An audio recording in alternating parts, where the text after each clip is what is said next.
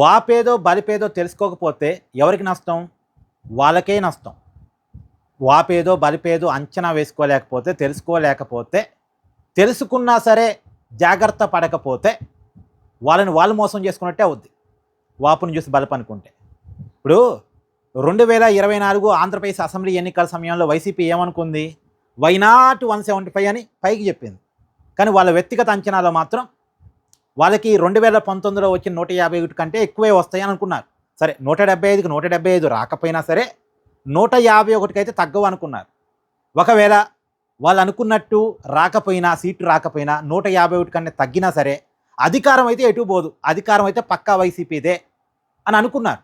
వాళ్ళు ముహూర్తాలు పెట్టుకున్నారు, ప్లానింగ్ చేసుకున్నారు.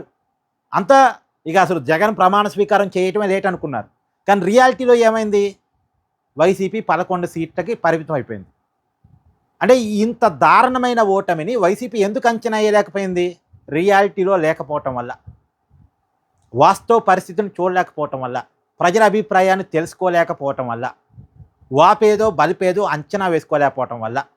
ఇప్పుడు కూడా జగన్మోహన్ రెడ్డికి వస్తున్న జనాలను చూసో, వాళ్ళు కొడుతున్న జిందాబాదులను చూసో, లేదు జగన్మోహన్ రెడ్డి గారు కోటరీ చెప్తున్న మాటలు చూసో, వాళ్ళు చేపించుకుంటున్న పెయిడ్ సర్వేల ద్వారా వస్తున్నటువంటి ఫలితాలు చూసో మనమే గెలుస్తున్నాం, మనకే అంత జనాల ఆమోదం ఉందని అతి అంచనా వేసుకుంటే వైసీపీ ఇక వాళ్ళకే నష్టం. ఇప్పుడు నేనేమంటానంటే 2014లో మొదటిసారి ఎన్నికల్లో వైసీపీకి వచ్చింది 45% ఓట్ బ్యాంక్, 2019లో వచ్చింది 50% ఓట్ బ్యాంక్, 2024లో వచ్చింది 40% కూడా రాలే, 40% దగ్గరికి వచ్చి ఆగారు. అంటే 2014తో పోలిస్తే 5% పైగా తగ్గింది, 2019తో పోలిస్తే 10% పైగా వైసీపీ ఓట్ బ్యాంక్ తగ్గింది.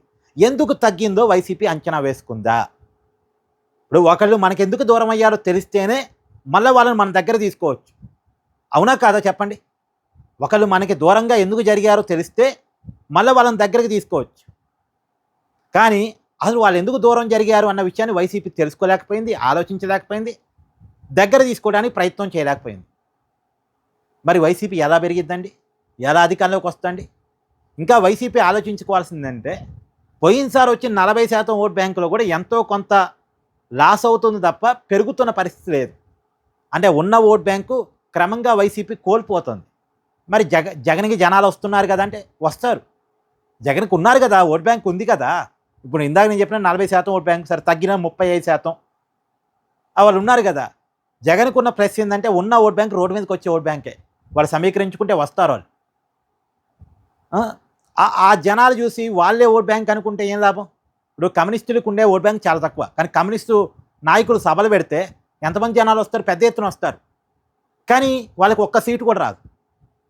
ఎందుకంటే ఉన్న కమ్యూనిస్టులు బయటకు వచ్చి మేము కమ్యూనిస్టులు అని చెప్పుకుంటారు. వాళ్ళు అలా సిద్ధపడతారు, మేము కమ్యూనిస్టులు అని చెప్పడానికి గర్వపడతారు.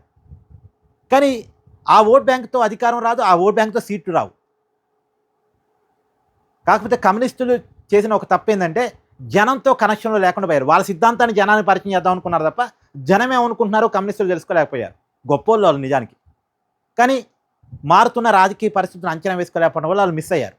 ఇప్పుడు వైసీపీ కూడా జనానికి తగ్గట్టు లేదు. జనం ఏమనుకుంటున్నారో అది వైసీపీ తెలుసుకోలేకపోతుంది. జనానికి తగ్గట్టుగా వైసీపీ ఉండలేకపోతుంది. జగన్ ఏమనుకుంటున్నారు అది జనం మీద రుద్దాలనుకుంటున్నారు తప్ప జనం ఏమనుకుంటున్నారో జగన్ తెలుసుకొని మారాలనుకోవట్లే. జనం ఒక భాషలో ఉన్నారు, జగన్ మరొక భాషలో ఉన్నారు. జనం ఒక ఆలోచనలో ఉన్నారు, జగన్ మరొక ఆలోచనలో ఉన్నారు. ఈ ఆలోచనలు కలవట్లే. ఈ ఆలోచనలు కలవకుండా అధికారం రాదు. ఇది రియాలిటీ.